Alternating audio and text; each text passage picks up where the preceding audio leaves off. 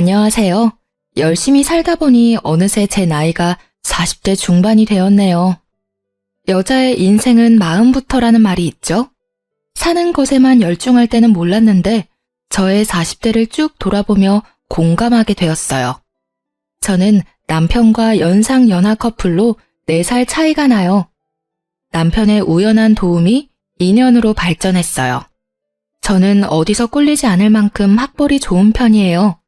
남편 역시 좋은 대학을 나왔지만 그런 그이보다 제가 더 가방끈도 길고 결혼 초까지만 해도 경제적으로도 제가 더 우위에 있었죠.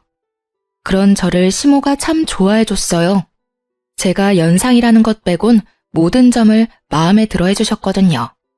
남편과 연애 당시이자 결혼 이야기가 오가기 전부터 시모는 저를 예비 며느리라고 칭하며 당시의 주변 지인들에게까지 자랑하고 다닐 정도였어요. 저도 그렇게 예쁨 받는다는 걸 몸소 느끼게 되니 참 좋더라고요. 남편과는 결혼을 전제로 연애를 시작했기에 시모의 그런 모습이 와닿았던 것 같아요. 하지만 결혼 과정이 순탄치는 않았어요. 상견례를 마치고 돌아온 날 저의 친정엄마가 시모가 마음에 들지 않는다며 크게 반대하셨거든요. 남편을 보고 그렇게나 반기던 친정엄마였기에 이해하기란 쉽지 않았어요. 결국 상견례 때 결혼식 날짜도 정하지 못한 채 파했어요. 저희는 몇 날 며칠을 친정에 찾아가 엄마를 설득시켜야 했어요. 상견례 때 시모가 모나게 행동한 적은 단 한 번도 없었음에도 반대하는 이유가 뭐냐고 물었지만 엄마는 입을 떼지 않았어요. 하지만 자식이기는 부모 없다는 말이 딱 맞는지 저와 남편의 노력 덕에 꼬박 2달 만에 친정엄마가 마음을 열어 결혼 승낙을 받게 되었어요. 그때까지만 해도 저는 친정엄마가 결혼을 반대한 이유가 딸 시집 보내는 부모 마음이 다 그런가 보다 여겼죠. 그렇게 저와 남편은 상견례 후 10개월 만에 결혼식을 올릴 수 있었어요. 그런데 예식을 올리는 날까지 친정엄마는 뭐가 그리 불안한지 제게 걱정이 가득한 얼굴을 한 채 당부했어요. 우리 딸, 이렇게 보니 곱디 곱네? 딸, 결혼에 그 집안 식구가 됐다고 해도 네 성격을 죽여가며 모든 비위를 맞출 필요는 없어. 엄마 말 무슨 뜻인지 알지? 엄마도 참, 이렇게 기쁜 날 뭐가 그리 걱정이야. 내가 어디 가서 내 생각도 말 못하는 팔푼이야? 엄마 아빠가 잘 키워주신 덕에 나 어디서든 당당하게 살았고 앞으로도 그럴 테니까 그런 걱정하지 마. 알겠죠? 그래, 우리 딸 늘 당당한 모습이 예쁜 아이지. 엄마는 딸 믿어. 숨김없이 네 모습 그대로 사랑받으며 살아. 사돈댁에도 언제나 네 의사 분명히 밝히고 또 존중받으면서 말이야. 엄마, 사랑받고 자란 아이는 사랑을 주는 방법을 알고 있대. 나 엄마 아빠한테 받은 사랑 늘 마음에 간직하고 있으니까 새로운 가족들에게 이 사랑 나누면서 행복하게 살게. 우리 딸 언제 이렇게 컸어? 그렇게 이야기해주니까 엄마 마음이 놓인다. 고마워, 딸. 저희 부부는 많은 축복을 받으며 예식을 마쳤고 그 후 우리 부부의 생활은 그저 순탄했어요. 친정엄마의 염려와는 달리 시댁과 여전히 사이도 좋았고요. 결혼 3년 후쯤 되었을 무렵 시부모님께서 이따금 손주를 보고 싶어하는 뉘앙스를 풍기셨고 정말 신기하게도 그 해가 다 지나기 전에 제가 딱 임신을 하게 되었어요. 시부모님은 제게 매번 예쁜 집만 골라 한다며 저를 얼싸안고 좋아하셨죠. 반면 제 임신 소식을 들은 친정엄마는 만감이 교차한 듯 보였어요. 말은 축하한다고 하지만 표정이 마냥 밝지는 않았거든요. 저는 그저 당신의 딸이 한 아이의 엄마가 된다는 것에 대해 여러 감정이 들어 마음이 저릿한 것이라 여기며 넘겼어요. 언제나 걱정이 앞서는 분이라는 걸 너무도 잘 알았으니까요. 저는 임신 중에도 일을 쉬지 않았어요. 친정 부모님께선 사위가 능력이 없는 게 아니니 몸 관리에만 백방으로 신경 썼으면 한다고 하셨지만 저는 어디 아픈 것도 아닌데 일을 쉬고 집에만 있고 싶지는 않더라고요. 그렇게 출산 예정일이 2달 앞으로 바짝 다가온 후에야 저는 출산 준비를 위해 육아휴직을 썼어요. 그런데 제가 일을 쉬기 시작한 날을 기점으로 저를 대하는 시모의 태도가 묘하게 바뀌었어요. 하지만 눈에 띄지 않았고 제가 출산을 앞두고 있어 예민해져서 그렇게 느끼는 거라고만 생각했어요. 하지만 곧 제가 예민한 게 아니었다는 걸 알게 되는 일이 생겼죠. 그날은 친정엄마와 아기용품을 사러 함께 가기로 약속했던 날이었어요. 만나기로 한 약속 시간이 2시간 남짓 남았을 때 연락도 없이 우리 집에 시모가 찾아온 거예요. 시모가 아기용품을 사러 간다는 걸 남편에게 들었는지 함께 가서 유모차를 사주려고 한다고 하시더라고요. 결국 저는 친정엄마와의 약속을 무르고 시모와 함께 아기용품점에 가게 되었어요. 너무 아기자기하고 예뻐서 뭐 하나 쉬 고르기가 어려웠어요. 거기다 이전에는 몰랐는데 예비맘의 입장에서 보니 뭐 하나 필요하지 않은 게 없는 것 같고 내 아이에게 뭐든 해주고 싶고 그런 마음이 마구 샘솟았죠. 깊은 고민 끝에 가격이 조금 더 나가지만 미리 봐뒀던 젖병 6개를 장바구니에 담았어요. 그런데 제 옆에 있던 시모가 혼잣말을 하는 거예요. 이제 한동안 회사에서 돈도 삭감해서 준다면서 비싼 것도 고르네. 젖병이 뭐 그리 큰 차이라고 어차피 모유 수유할 텐데. 네? 어머님, 지금 뭐라고 말씀하셨어요? 응? 아니다, 아니야. 요즘은 아기들 용품도 참 종류가 많구나. 같은 젖병인데도 브랜드가 이렇게 다양하다니 말이야. 다 비슷해 보이는데 금액도 천차만별이고 요즘은 아기들 용품으로도 상수를 부리니 원. 나는 시모의 혼잣말을 못 들은 척하며 되물었고 시모는 둘러대면서도 상술이니 뭐니 하며 탐탁치 않아 했어요. 저는 이미 들은 걸 못 들었다고 하기엔 너무 기분이 상해 장바구니에 넣었던 젖병을 뺐어요. 그냥 나중에 저 혼자 다시 와서 편히 사야겠다 싶어서요. 하지만 시모는 제가 젖병을 빼는 모습을 보고 말을 얹더군요. 왜 고심해서 골라놓고 내려놓니? 한참을 젖병 앞에 서 있었으면서 말이야. 내 눈치 볼 것도 없다. 네 눈치 주려고 따라온 게 아니니. 어머님 말씀대로 종류가 너무 많아서 쉽게 고르기 어렵네요. 조금 더 고민해 보는 게 좋을 것 같아서요. 그러니? 그래, 잘 생각했다. 젖병 원리는 다 같은데 디자인이나 브랜드 차이로 10,000원이 우습게 오르고 내리고 하니 잠깐 고민하고 고르긴 어렵지. 저는 서둘러 유모차만 사서 돌아가려고 유모차 진열대로 향했어요. 거기서는 시모가 사주는 거니 가격대를 먼저 본 뒤 골랐어요. 가격은 중간 정도 하면서 디자인이 마음에 드는 걸로요. 그런데 이번에는 시모가 들으라는 듯 좀 전보다 큰 목소리로 혼잣말을 했어요. 남이 사주는 거라고 비싼 것도 고르네. 몇 년이나 쓴다고 아기용품에 돈을 쳐바르는지, 에휴. 어머님, 혹시 부담되시면 말씀해 주세요. 꼭 유모차 선물은 안 해주셔도 괜찮아요. 응? 얘는 그게 무슨 말이니? 그런데 좀 가격이 비싸긴 하구나. 이런 아기 유모차는 몇 년 쓰지도 못하는데 말이야. 요즘은 중고로도 사람들이 새 것 같은 거 많이 팔기도 하던데 환경 생각해서 그런 것도 참 좋아. 그렇지? 세아가, 너는 이 유모차가 마음에 든다는 거지? 그럼 그걸로 하렴. 어머님, 유모차도 오빠랑 조금 더 고민해보고 구매하는 게 좋을 것 같아요. 오늘은 이만 돌아가요. 그럼 그럴래? 뭐라도 하나 사주려고 했는데 아쉽네. 혹시 고민해보고 정해지면 말해주렴. 그날 저는 기분이 상해 더는 시모와 함께 쇼핑할 수 없겠다는 생각에 대충 둘러보는 척한 뒤 그중 가장 저렴한 가재 수건만 한 묶음 사서 나왔네요. 애초에 연락도 없이 불쑥 우리 집에 찾아왔던 것도 제가 돈 쓰는 걸 감시하려고 했던 것 같다는 생각에까지 이르니 속에서 화가 솟구쳤어요. 이날 남편이 퇴근하고 와 있었던 일을 다 털어놓고 다시는 시모에게 우리 일에 관한 건 일절 이야기하지 말라고 당부했어요. 알겠다면서도 시모를 두둔하는 남편을 보고 있자니 열불이 뻗쳤지만 처음 있었던 일이니 더는 거론하지 않고 넘겼네요. 그날 얼마나 스트레스를 받았는지 배가 땡땡하게 뭉쳐 밤새 고생을 했더랬죠. 하지만 고부 갈등에 대한 남편의 무지함과 시모의 간섭은 또다시 저를 괴롭혔어요. 출산 한 달을 앞둔 시기 산후조리원에 관해 남편과 말이 많았어요.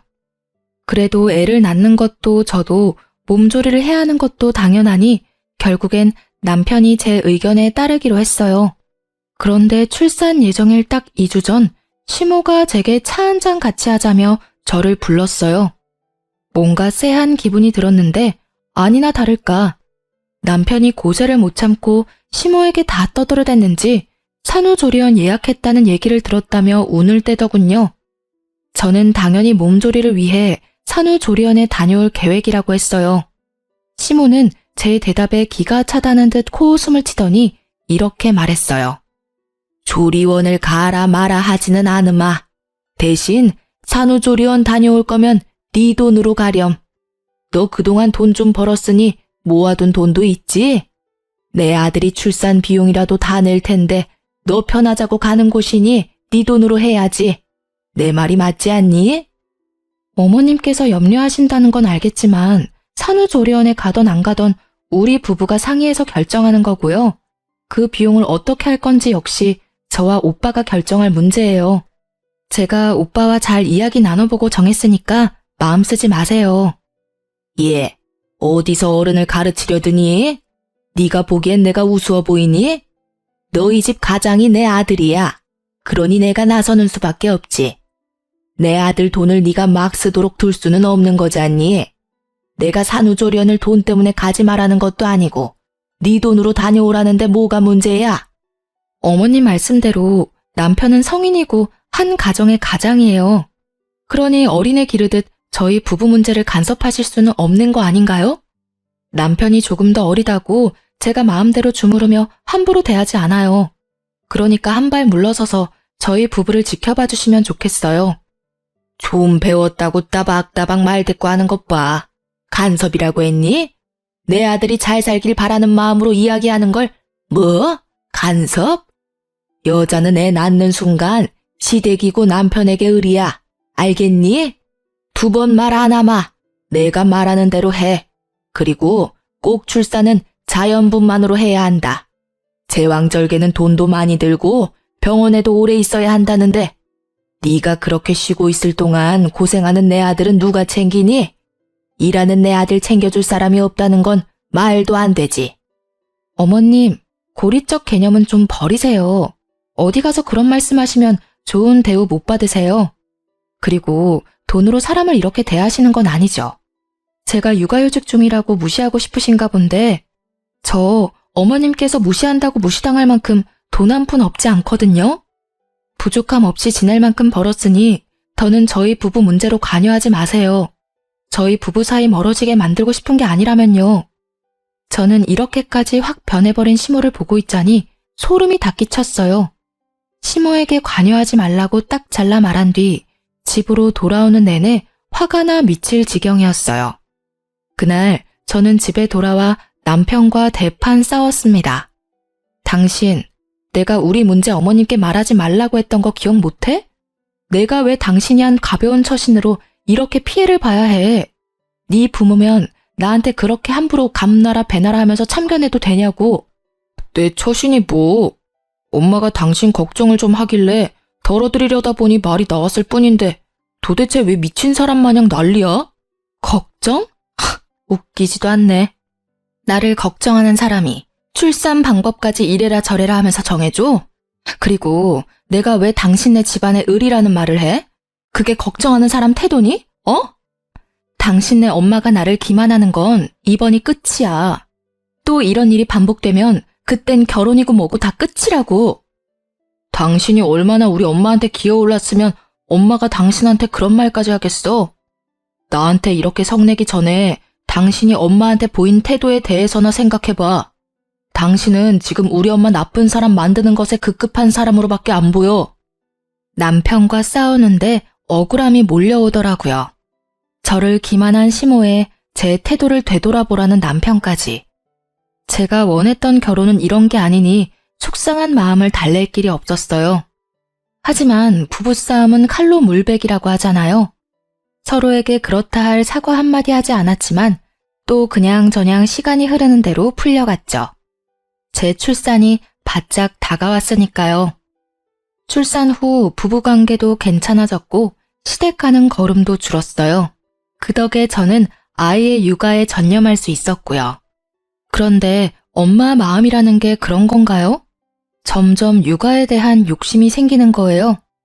어느덧 회사 복귀할 시기가 다가왔고 저는 결국 제가 그동안 쌓아온 커리어를 모두 포기하고 육아를 선택했네요. 물론 남편은 이런 제 선택을 반대했어요. 맞벌이 부부로 지내야 아이에게 더 나은 환경을 제공할 수 있다면서요. 그러나 이 또한 핑계라는 걸 저는 잘 알고 있었어요. 남편은 외벌이에 대한 부담이 크다며 입이 닳도록 말하곤 했으니까요. 저는 남편의 하소연에도 꺾이지 않았고 그로 인해 또 한 번 곤욕을 치렀습니다. 제가 회사에 사직서를 내고 온 날이었어요. 남편은 또 시댁에 가 푸념이라도 했는지 시모가 또다시 들이닥쳤어요. 너 회사에 사직서 내고 왔다면서? 이것은 모조리 아니야? 내 아들을 말려 죽일 작정이니? 요즘 시대에 외벌이가 웬 말이야? 사직서 처리하기 전에 당장 가서 무르고 와, 어서. 제가 하다하다 회사 그만두는 것까지 어머님 허락을 받아야 하나요? 저희 부부가 맞벌이로 일하면 어머님께서 애는 돌봐주실 건가요?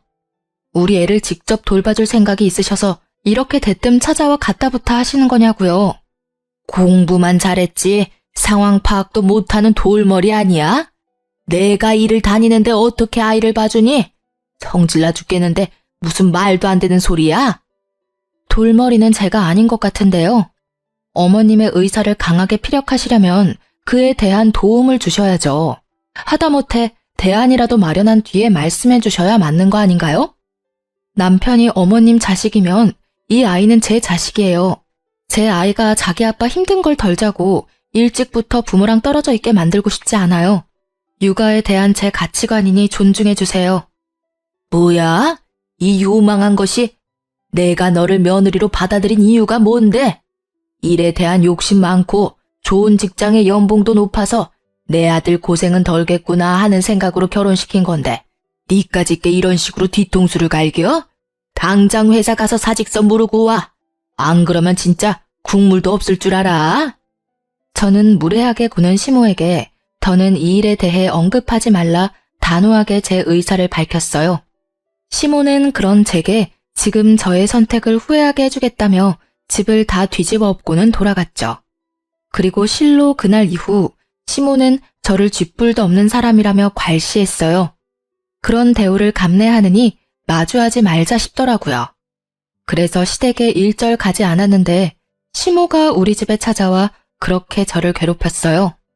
감시라도 하듯이 저녁마다 와서는 남편의 식사에 신경을 하나도 안 쓴다는 둥, 애 핑계로 집에서 놀면서 집안 꼴이 개판이라는 둥, 심지어는 아이를 잠깐 남편에게 맡기고 샤워하는 것까지 남편을 과로로 죽일 계집애라며 막말까지 해댔죠. 심으로 인해 뒤늦게 우울증이 와 매일 밤을 눈물로 지새우며 그렇게 장장 3년이라는 기간 동안 미움을 받으며 지냈네요.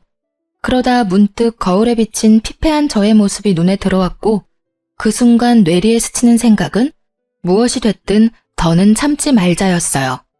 2달 뒤 저는 동네 변두리에 크지 않게 옷가게를 차렸어요.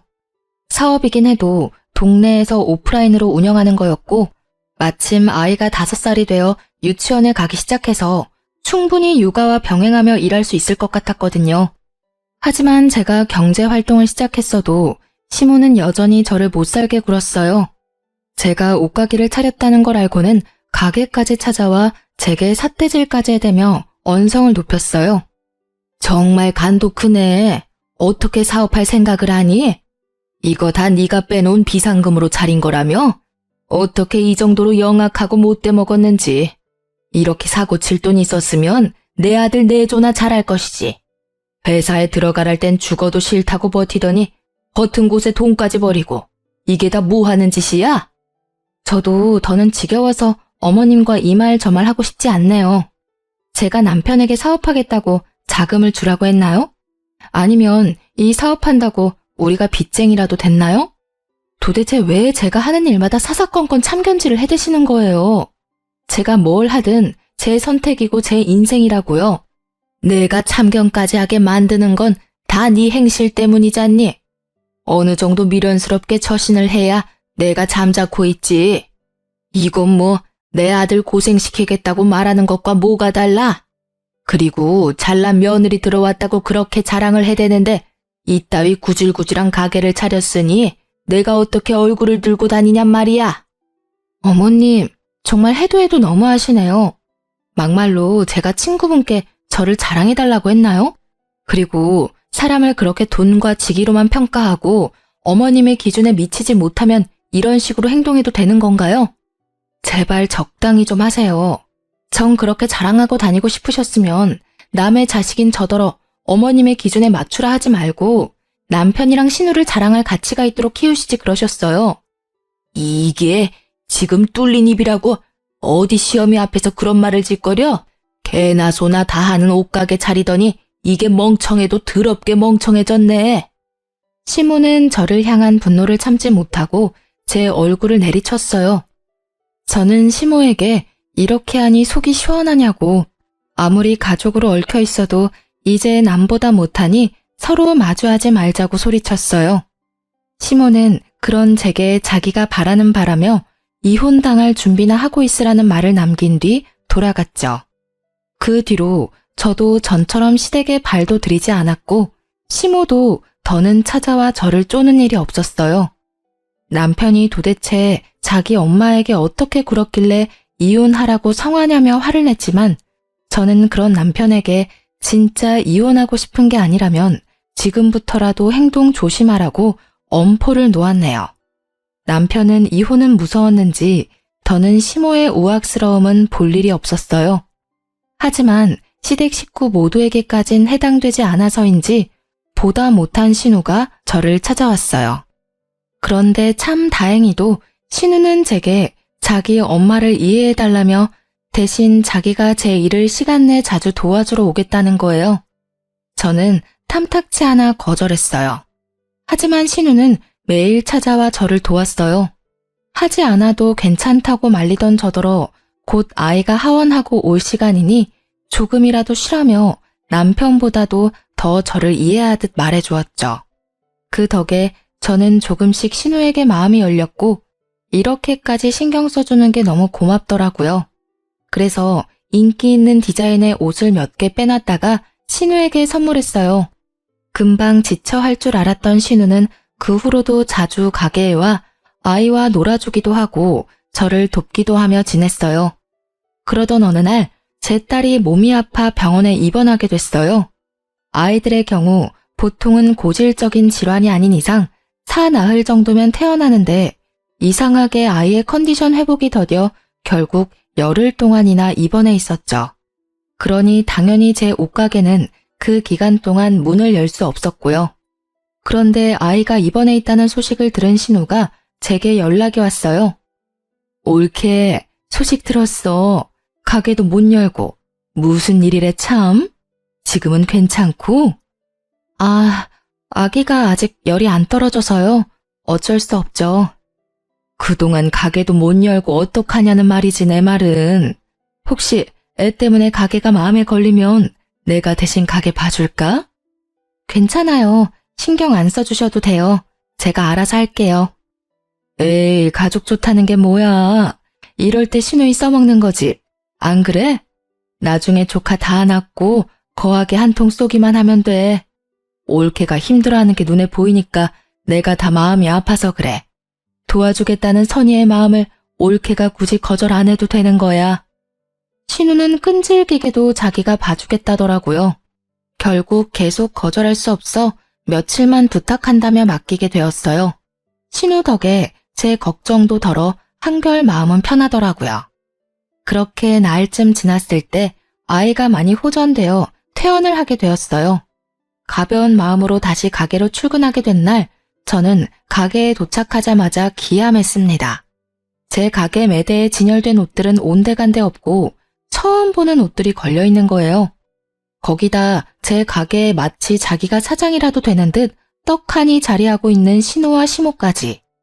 저는 신우와 시모에게 이게 다 어떻게 된 일이냐고 소리쳤고 그런 저를 보며 비웃으며 하는 말이 아주 가관이더군요.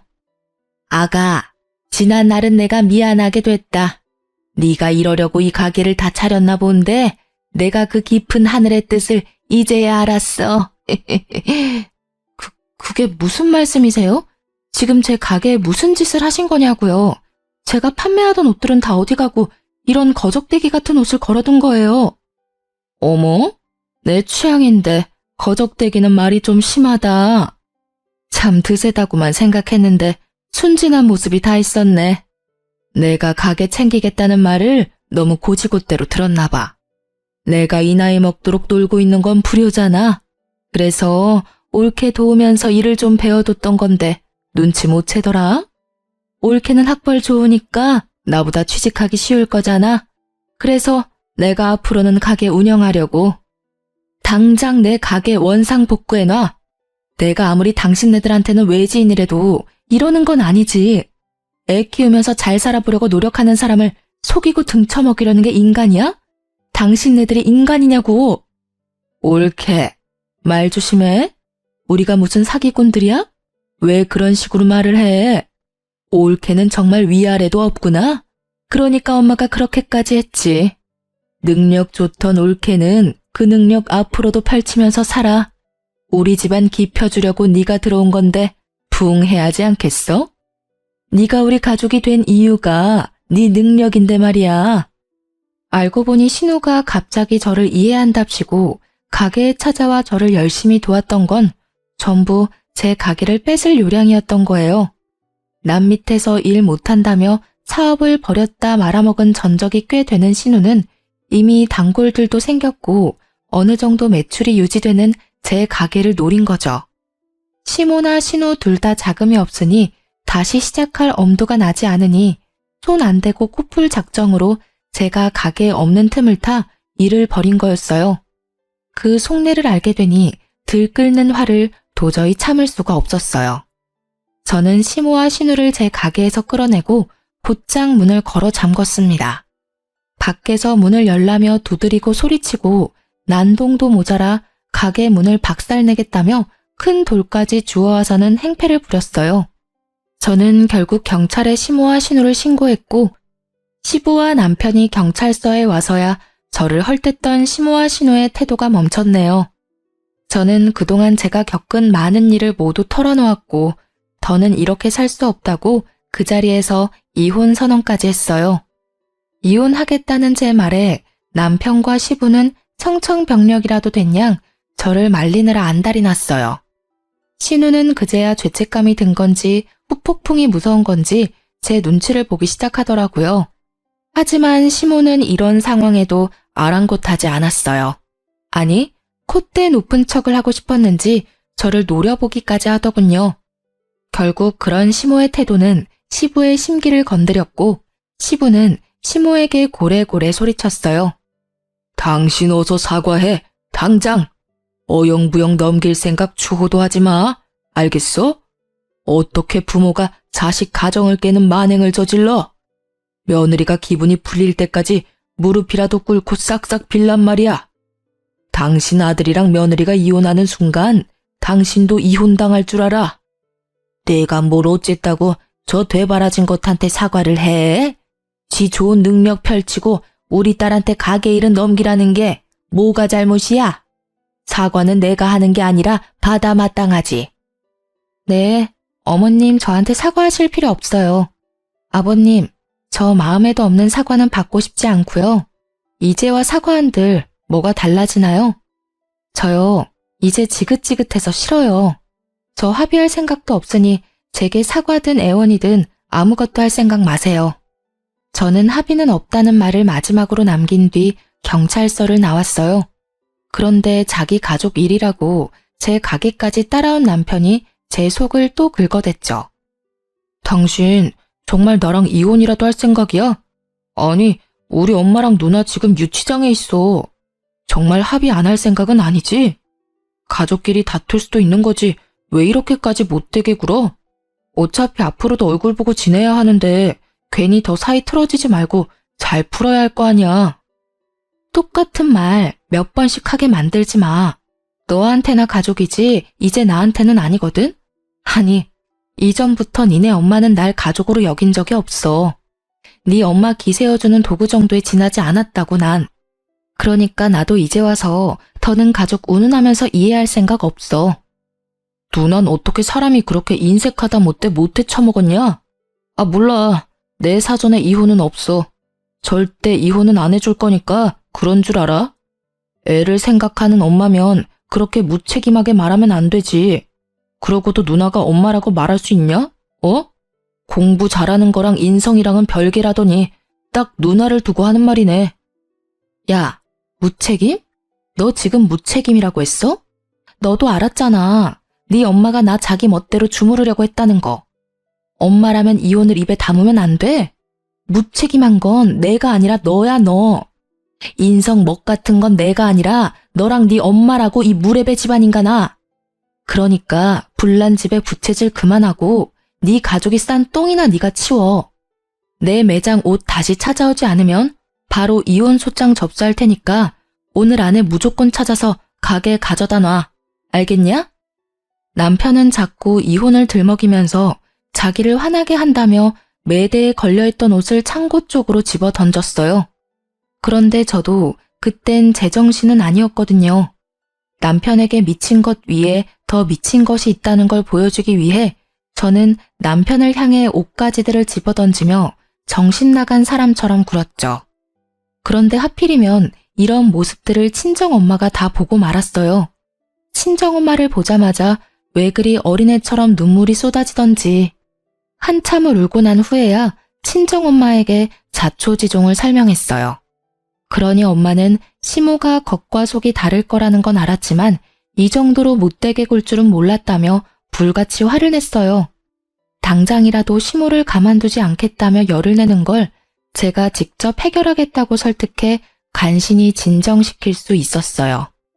그러자 친정엄마의 차가운 시선은 남편을 향했고 남편은 도망이라도 치듯 가게를 나갔어요. 한참을 친정엄마의 도움으로 가게를 정리하고 있는데 남편이 제가 가게에서 판매하던 옷을 찾아왔더라고요. 그런데 그 옷들이 다 시댁 창고에서 발견했다는 말을 듣고 단전에서부터 또 화가 마구 치밀었어요. 하지만 그 순간 뭔가 쎄한 기분에 사로잡혔어요. 이런 일을 겪으니 촉이 곤두섰던 거죠. 저는 카운터로 곧장 향해 현금 보관함을 열어보았어요. 아니나 다를까 그 많던 돈이 한 푼도 없이 텅텅 비어있는 거예요. 네, 자금이 없던 신우가 제 돈으로 자기가 팔고 싶던 상품을 떼온 거였어요. 이게 도둑과 다를 게 뭔가요? 하지만 이런 상황에서도 더욱 황당한 건 남편이라는 인간의 태도였습니다. 무슨 돈으로 이 많은 옷을 떼왔나 했더니 그럼 그렇지. 이 와중에 도둑질까지 잘도 했네. 도대체 무슨 생각이면 이런 강큰 일들을 벌일 수 있는 건지 참. 일하고 싶은 마음이 커서 그랬던 걸 거야. 설마 당신 지금 이것까지 문제 삼을 생각은 아니지? 당신 때문에 경찰서까지 끌려간 우리 엄마랑 누나한테 말이야. 누나가 빼간 돈은 내가 비상금으로라도 채워줄 테니까 제발 더는 문제 삼지 말자. 어? 어차피 내가 주면 그만인 돈이잖아.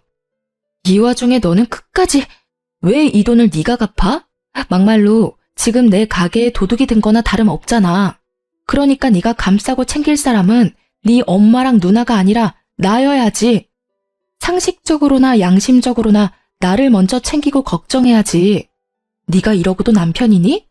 진짜 너나 네 가족들이나 사람도 아니네. 이날 남편과 2차전으로 대판 싸웠네요. 나중에는 친정엄마가 있다는 것도 있고 남편이 애초에 일을 이렇게까지 만든 건 저라면서 막무가내로 막말까지 퍼붓더라고요. 저는 우리 부부가 엄연히 큰 피해를 본 상황에서도 자기 가족만 감싸는 모습을 더는 두고 볼 수 없었어요. 거기다 저희 엄마 앞에서까지 저를 함부로 대하는 건 더더욱 용납할 수 없어 다음날 바로 이혼 소장을 접수했습니다. 남편이 집에 못 들어오도록 도어락 암호도 바꿔버렸고요. 집에 들어오겠다며 문 앞에서 깽판을 치던 남편은 이웃의 신고로 그 뒤로는 시댁으로 넘어갔어요. 그런데 며칠 뒤 시부가 제게 연락을 해왔어요. 신우와 시모가 잘못을 뉘우치고 반성하고 있다고요. 네, 물론 믿지는 않았지만 제게 진심으로 사과를 하고 싶어 한다며 딱 한 번만 만나달라고 하는 거예요. 저는 고민하다 여차하면 증거물로 제출하자 하는 마음으로 신우가 제 가게에서 했던 짓이 모두 담긴 영상 증거물을 챙겨갔어요. 역시나 이렇게 단번에 변할 시모가 아니죠. 사과는커녕 고개까지 쳐들고 저를 내려보더라고요. 다 시부를 속인 시모의 농간이었던 거였어요.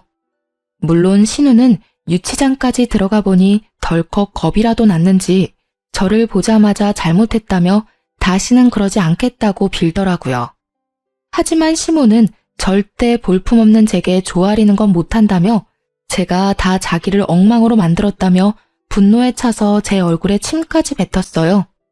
저는 더 봐줄 것도 없다고 판단되어 바로 증거물을 제출했어요. 합의되지 않았다는 소식을 다시 들은 시부는 제 가게까지 찾아왔고 시모를 대신해 제게 애원하기 시작했어요. 아가, 내가 이렇게 사과하마. 내가 가장으로서 처신을 못한 탓이야. 내 아내와 딸이 다시는 내게 못나게 굴지 않도록 나서서 단속하마. 그러니 제발 마지막으로 한 번만 너그러이 봐주면 안 되겠니? 아버님, 죄송하지만 저는 마음 굳혔어요. 아버님 연락받고 기대하지 않았지만 혹시나 하는 마음으로 형님과 어머님을 만났고 여전히 어머님께서는 저를 미워하고 계셨어요. 제가 다 엉망으로 만들었다며 침까지 뱉으셨고요.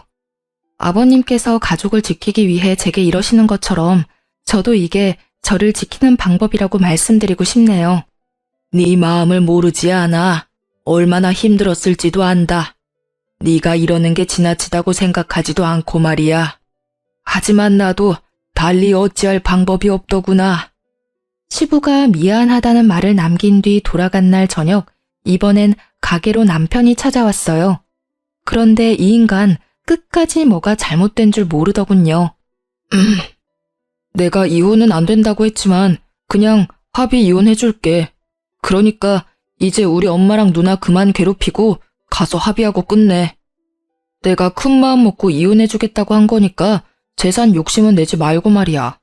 당신이 각자 도생하는 게 그렇게 소원이라니까 내가 들어주는 거라고. 합의 이혼? 합의 이혼 같은 소리하고 앉았네. 넌 아직도 상황 파악이 그렇게 안 돼서 어떡하니? 합의 이혼 필요 없어. 이미 소장 접수했으니까 이 멍청아. 그리고 입은 삐뚤어져도 말은 바로 해. 멍청한 거 티내지 말고. 내가 각자 도생하는 게 소원인 게 아니고 우리 가정을 파탄낸 주범이 네 가족이고 너야 이 머저리야. 야, 너는 끝까지 내가 좋게 풀어줄래도 그렇게 나와야 되겠냐? 네가 바라고 바라는 이혼 내가 해주겠다고 하잖아. 그러니까 더 악연으로 꼬이지 말고 누나랑 엄마 그만 합의하라고. 그리고 너야말로 바르게 말해야지. 지금 우리가 파탄난 이유는 다 너야. 너 때문이라고. 남편은 버럭해서 소리를 지르고는 저를 벌레 보듯 하고는 돌아갔어요. 참 침만 안 뱉었다 뿐이지 눈빛은 시모와 꼭 닮았더라고요. 그 뒤로는 한참 동안 시댁 식구를 마주할 일이 없었어요. 남편도 어떻게든 자기가 저를 이겨먹겠다고 이를 갈고 법조인을 알아보고 다닌 듯 했어요. 정말 힘든 시간이었지만 또 얼마 만에 느끼는 잔잔한 일상인지 몰라요. 하지만 한 번씩 술에 진탕 취해 한밤중에 집 문을 두드리는 남편 때문에 아이가 겁을 먹는 날이 늘었어요. 그래서 나중에는 아예 그 집을 비우고 친정으로 들어가 지냈죠. 그때부터 아이도 저도 하루가 다르게 안정을 찾아갔어요. 그렇게 시간이 흘러 시모와 신우의 첫 재판을 앞둔 날 두려움이라는 감정이 새삼 대단하다 느꼈던 게 한참 후에 마주하게 된 시모는 상당히 수척한 모습이었어요. 시간이 흐를수록 위기의식을 느꼈던 건지 죽어도 못한다던 사과를 제 발로 저를 찾아와 머리까지 조아려가며 싹싹 빌더라고요. 예, 이제 내 아들과도 남남이 될 텐데 헤어짐일수록 좋은 기억이 남아야 하지 않겠니? 이제 그만하면 됐잖니? 제발 선처 좀 해주렴. 내가 이렇게 비마. 우리 좀 살려줘. 헤어질 일밖에 안 남았는데 왜 굳이 기억을 남기겠어요? 이제 와서 이러는 거 너무 없어 보이지 않나요? 어머님의 그 잘난 자존심 끝까지 지키세요. 가짜는 희망 갖지 마시고요.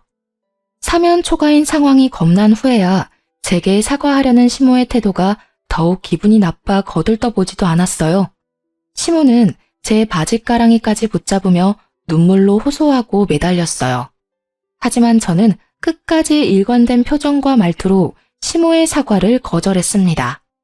그러고 얼마 뒤 신우도 제게 찾아왔어요. 참 웃긴 게 위기의 순간에는 가족도 뭣도 없는가 봐요. 신우는 제게 울며 불며 자기만이라도 살려달라고 울어댔어요. 옳게, 우리 그 일 있기 전에는 악감정 없었잖아. 내가 일도 도우면서 우리 잘 지냈잖아. 나한테 고맙다면서. 제발 나라도 살려줘. 응?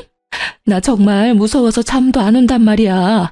그 가게 내 가게로 꾸리라는 것도 사실 엄마가 다 시킨 일이야. 내 잘못이 아니라고. 나 정말 억울해.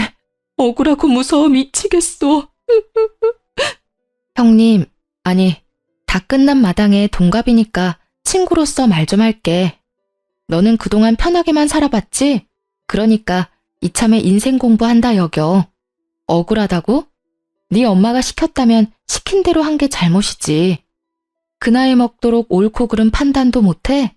정당한 죗값 잘 받고 앞으로는 생각이라는 걸 하면서 살아.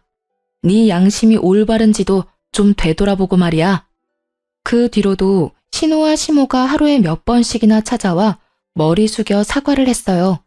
그게 반복되다 보니 사과 받아주고 선처해주지 않으면 콱 그 자리에서 졸도해버릴 거라며 협박까지 하더라고요.